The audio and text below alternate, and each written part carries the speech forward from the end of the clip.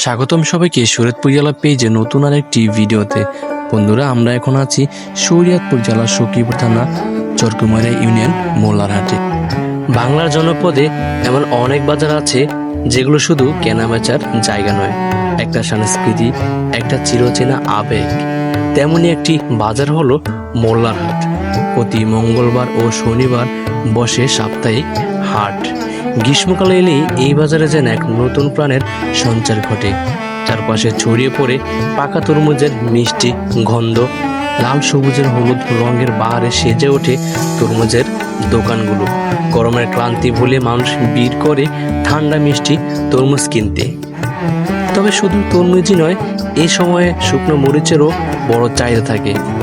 দূর দূরান্ত থেকে আগত চাষিরা আসেন তাদের নিজের হাতে শুকানো মরিচ নিয়ে।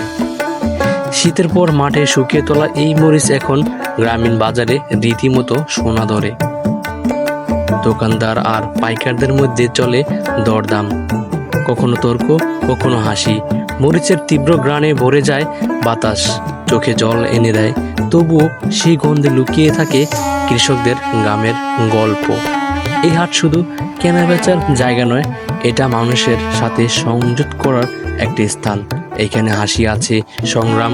মোল্লারহাট গ্রীষ্মের দিনে হয়ে ওঠে গ্রামের জীবনে এক প্রতিচ্ছবি, যেখানে শুধু প্রকৃতির পরিশ্রম আর প্রয়োজনীয় গড়ে ওঠে এখানকার মিলন মেলা।